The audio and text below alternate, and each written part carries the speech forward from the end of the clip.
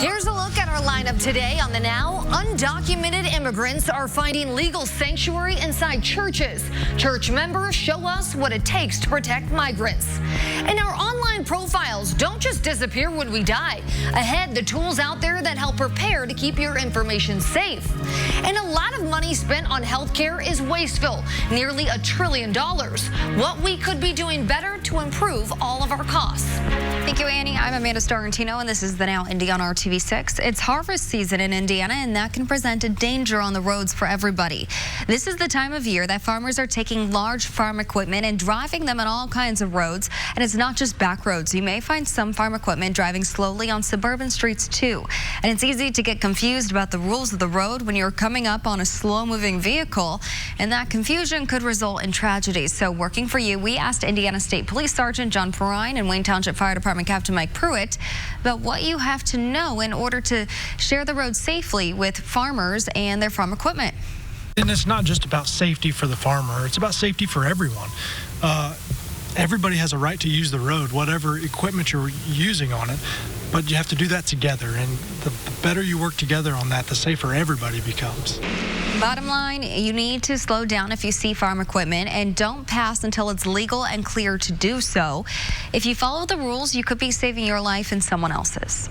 Another huge honor for Indianapolis International Airport. For the 6th straight year, the airport has earned the distinction of Best Airport in the United States by Condé Nast Traveler.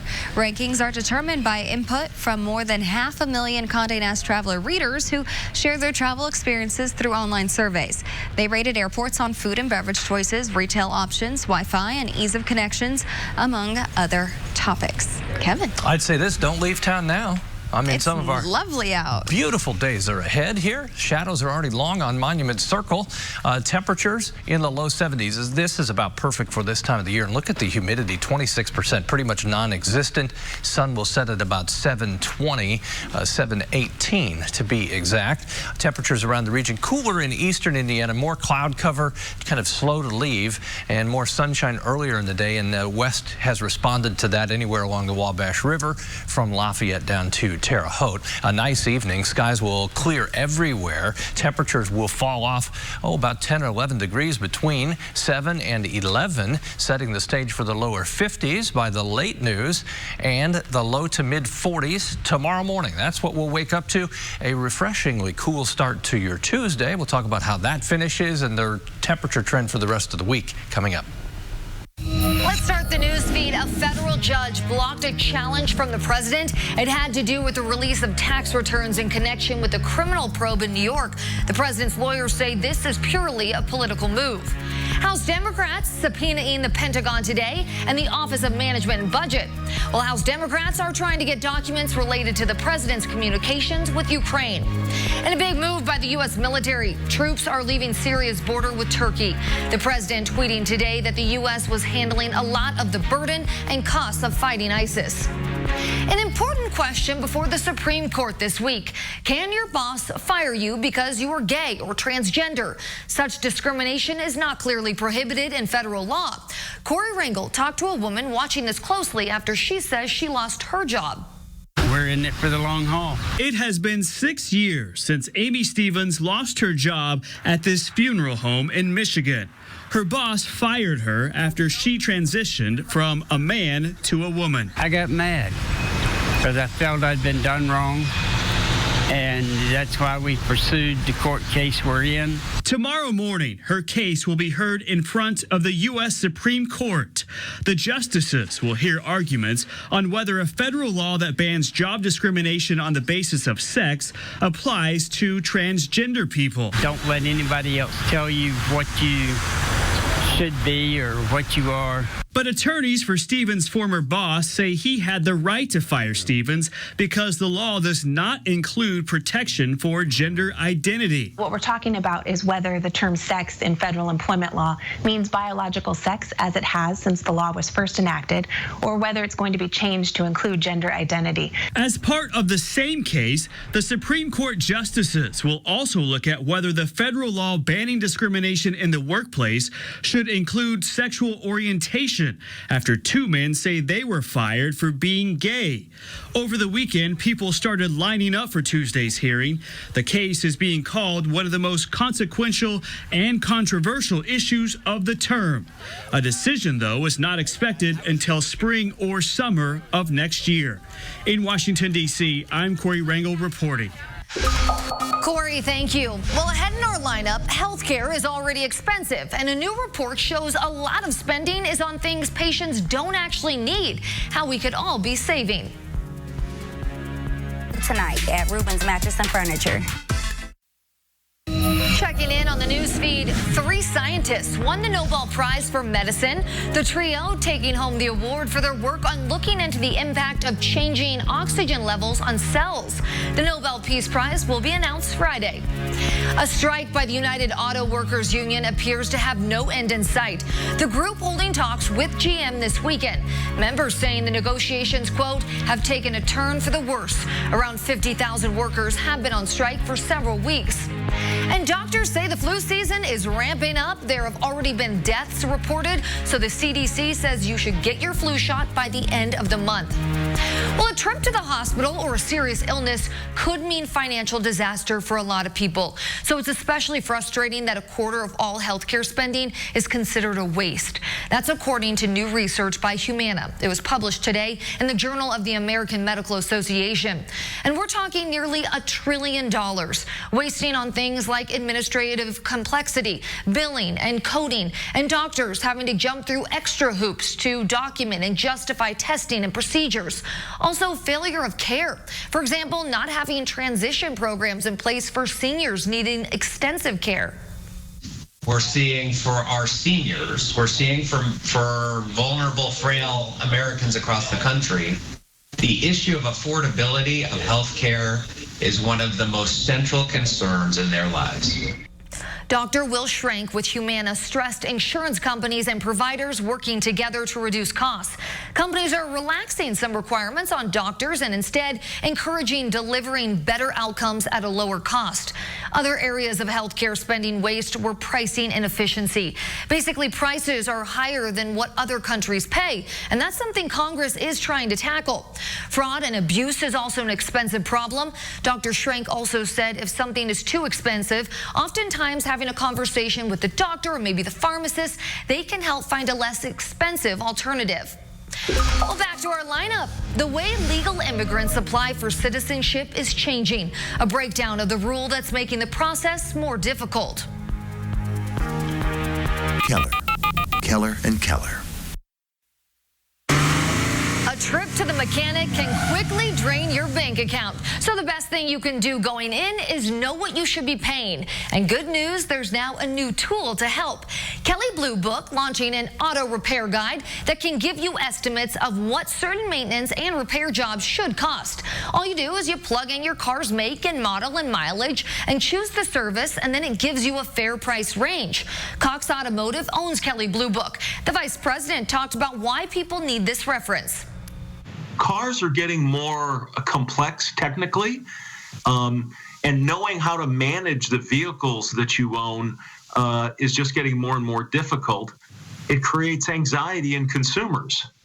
You can also schedule service through Kelley Blue Book. The site also added a tool to look up your car's maintenance schedule. That way you know if you're being asked to do more than you need to. And if you have a newer car, a dealership is probably your best bet. And their pricing is on parity with the independent service shops. But what there's a little gap in trust, probably based on history between the consumer and the dealer. And that's one of the reasons why we're providing these prices. A couple of other reasons you want to price research car repairs and maintenance. A Northwestern University study found on average, female drivers were quoted higher than men for repairs. But when they mentioned what they thought the job would cost, well, they got almost the same price quote. Mechanics could also recommend unnecessary flushes, early brake jobs, or overstate labor time. AAA recommends always getting a second quote if you have a costly repair and try and negotiate the price. Well, now to the news feed. Women who don't speak up for themselves could be hurting their health. A new study by the North American Menopause Society says so-called self-silencing could lead to serious heart problems. Doctors say it's tied to increased plaque in the heart. A unique art collection is going up for sale. 55 paintings by Congo the chimpanzee are expected to fetch up to $247,000. In total, the chimp painted more than 400 works. And Barbie is making her way into the courtroom. Mattel introducing Judge Barbie. This is part of the Career of the Year line. It aims to inspire young girls to enter fields they normally may not have thought of. Thank you, Annie. When you buy a used car, the dealer usually sends you home with a temporary tag that typically is good for 30 days. But what if nothing happens after that 30-day mark? Working for you, John Matarese has a warning for all car buyers so you don't waste your money. Nothing like the thrill of driving home in a nice used car, unless the dealer can't get you the title. We spoke with one woman who's been waiting 6 months to register her new car, and her experience should be a warning for everyone. Savannah King says she now has her 6th temp tag for the Mercury Montego she bought 6 months ago. 4 months passed. I still didn't have a title, so I had to keep getting temporary tags on the car. They kept giving you a temp tag? Mm-hmm. At one point, the dealer couldn't give her another paper temp, so they gave her this dealer plate for a month, which worked until a policeman spotted it. They asked me, why are you driving with a dealer tag? Now she's back to paper, but... And that one expires in a few weeks? Yep. The dealer told her there was a delay in getting the proper title, so we went to the dealership. Do you have a manager I could talk to? The owner said the auto auction house never sent them a title, but promised us they will trade her into a different legal car immediately. So what if you're past the 30-day point, the 60-day point, and the dealer still can't produce you a car title? That's the point where you want to contact the state attorney general. Laws vary from state to state, but the Better Business Bureau says a dealer typically has 30 days to give you a clear title. You cannot register a car until you or your lender has the title. Delay, that can mean the car was never paid off, or it is a salvage or stolen vehicle. I can't register, so it's basically not my car. So don't let this happen to you. Ask to see the title when buying a car. If they don't have it, tell the seller they have exactly 30 days till you go to the AG. When buying from a used car dealer, ask to see the title before you sign. From a private seller, don't hand over cash before you have it, so you don't waste your money. I'm John Matarese for RTV6. 5:48 on this beautiful Monday evening. You're looking at the downtown canal. That's probably St. Clair Street there, and in the foreground, nice little playground for the kids. What a great evening to walk the canal or the Monon or through Eagle Creek or Fort Bend. Just pick any spot. It's nice. Clear nights and sunny days, at least for the next few days. There'll be little change. The one change that will be noticeable is this gradual warming trend. It will put our temperatures by the end of the week into the upper 70s, but we're just being set up. The warmer it feels as we get to Friday, the cooler it will be as we tiptoe into the weekend. It's all comfort now. 72 in Indy, lower 70s, Kokomo, Bloomington, all 92 counties in Indiana are dry. The wind is light and will become under 10 miles per hour everywhere as we go through the evening hours. And it's that combination of dry air, clear skies, and light wind that will set the stage for these temperatures to fall into the 40s overnight.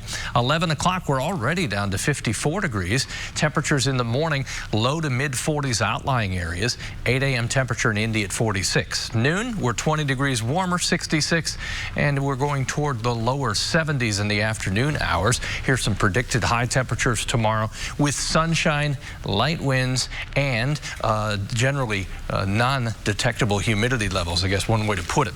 Temperatures Wednesday, a little bit warmer. We build some temperature momentum. We still have mostly sunny skies. That will continue as we move beyond and you start looking at a 4-day forecast. Temperatures that climb through Thursday. And then as we get to Friday, the change, temperature is still about the same, but a chance for showers and thunderstorms. That will lead to the big temperature change, which will be 20 degrees cooler by the time we get to Saturday. A definite fall-like weekend is on the way. Public assistance like housing vouchers or food stamps is about to play a big role in the immigration debate. Immigrants who came to the U.S. legally may be affected, and if they ever receive public benefits, they might find it harder to become U.S. citizens now. D.C. correspondent Maya Rodriguez explains the rule that takes effect in 8 days. Here in Washington, when it comes to immigration, the focus is often on the southern border and undocumented migrants. But this month, it's immigrants who came here legally that are about to face new challenges.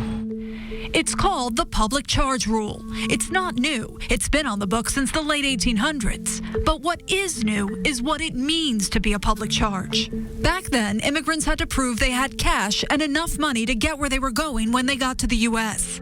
Fast forward to 1996, when the government decided that a lot of things should be part of a green card application, like a person's finances, health, age, education, and whether a sponsor, like a family member who's a citizen or already has a green card, could financially vouch for you. But now the rule will change again. Immigration officials will be able to deny a green card if they think someone will likely end up needing public assistance, like welfare, food stamps, or Medicaid. If you've needed such help in the past, that will count against you, placing greater scrutiny on the 400,000 people a year who apply to become permanent residents in the U.S. The Trump administration argues the change is needed so that public assistance is safeguarded for U.S. citizens and residents who need it. The benefit to taxpayers is a long-term benefit of seeking to ensure that our immigration system is bringing people to join us as American citizens, as legal permanent residents first, who can stand on their own 2 feet, who will not be reliant on the welfare system. Every change that's happened over the last 2 years has been aimed at making the immigration process more burdensome, more difficult. Aaron Hall is an immigration attorney in Denver. He says not only is the definition of a public charge changing, so is the green card application itself. For the first time ever, they're asking applicants to provide a credit score. People who either have not had immigration status prior or who have spent their time living in a foreign country are not going to have a credit score. The rule is set to take effect on October 15th, but already multiple states are challenging it in court. If a judge orders an injunction, it could further delay it as the lawsuits make their way through the court system, something that could take years. In Washington, I'm Maya Rodriguez reporting. Maya, thank you. And that's not the only new rule legal immigrants will face. No, they will now be required to have health insurance when they apply for a green card. This is under a new rule from the Trump administration. Well, who wouldn't like more time off to spend time maybe with family or whatever it might be? Well, it's an option that could be on the table that you're just missing out on. Career website Monster.com looked at how often people are negotiating paid time off. Almost a quarter of people who asked for more time off got it.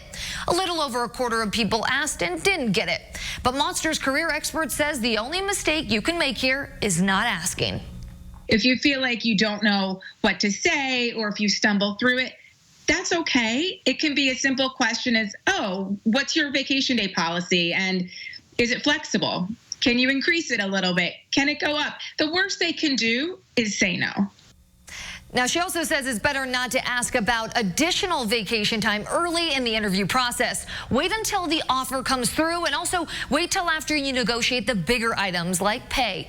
Also, she says make it a conversation. Don't ask for something additional in an email or a text message. And also, when it comes to pay, Monster also found only a third of people negotiated their salary. With the tight labor market and employees basically in the driver's seat, you should be negotiating more. And if the pay isn't where you want it, then additional paid time off can help make the offer more attractive. Well, next in our lineup, it's a subject that may be difficult to talk about. What happens to all of our accounts when we pass away? Not just financial accounts, but digital ones too, like social media. There are tools out there helping families prepare.